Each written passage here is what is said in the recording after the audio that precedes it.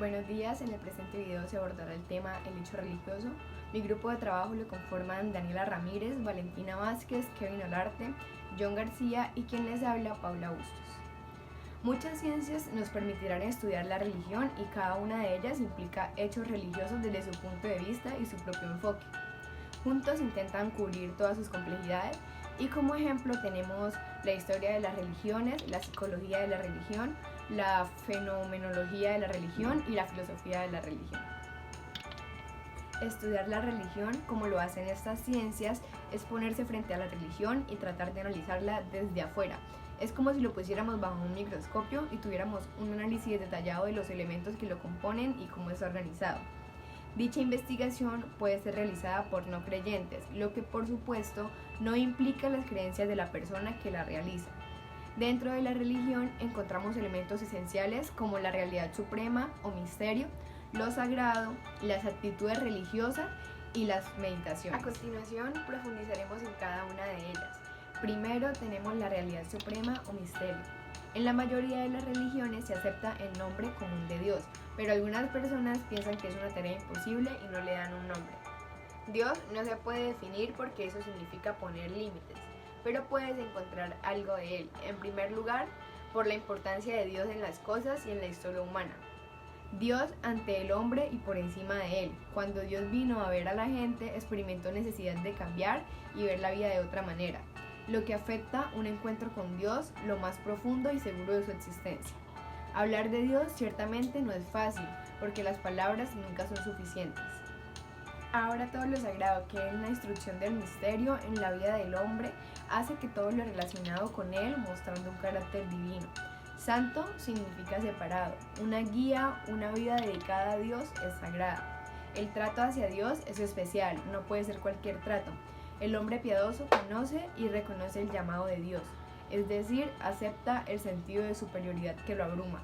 Esta aceptación lo permitió cambiar su vida, su comportamiento ha sido diferente y se transformó por completo.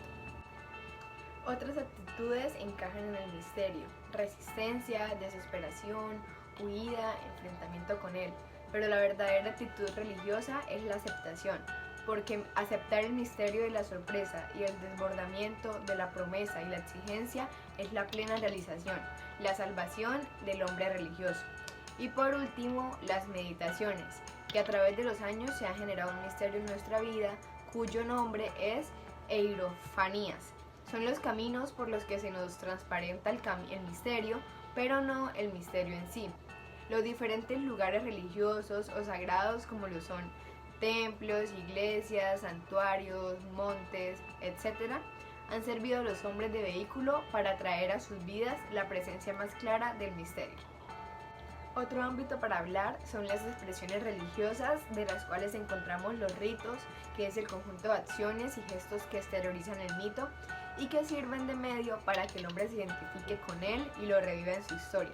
Por ejemplo, el rito religioso azteca. Y como segunda expresión tenemos las oraciones, que es la palabra por la que el hombre religioso eleva su mente, su corazón y todo su ser hacia el misterio. Último, en la alabanza, una súplica e incluso a veces en una queja. Por último, aclararemos tres aspectos importantes dentro del derecho religioso. En primera instancia están los códigos morales. Son normas de prohibición o de purificación que expresan la necesidad de presentarse incontaminando y digno ante el misterio último.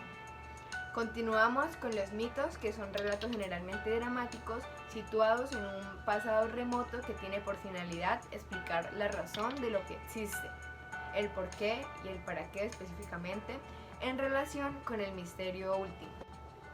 Tenemos como ejemplo el nacimiento del niño Jesús y los Reyes Magos en la religión católica. Y para finalizar, el lenguaje, que es el mejor medio de comunicación que posee el hombre. En la actualidad, el lenguaje religioso está siendo objeto de estudio y análisis como nunca lo fue. Y es que el lenguaje también plantea en ocasiones problemas y malentendidos. Dentro del lenguaje religioso distinguimos dos grandes líneas, que serían hablar de Dios y hablarle a Dios. Concluimos entonces que la religión ha cambiado a través de los años, pero sigue manteniendo la esencia, que es la comunicación con un Dios o una energía superior.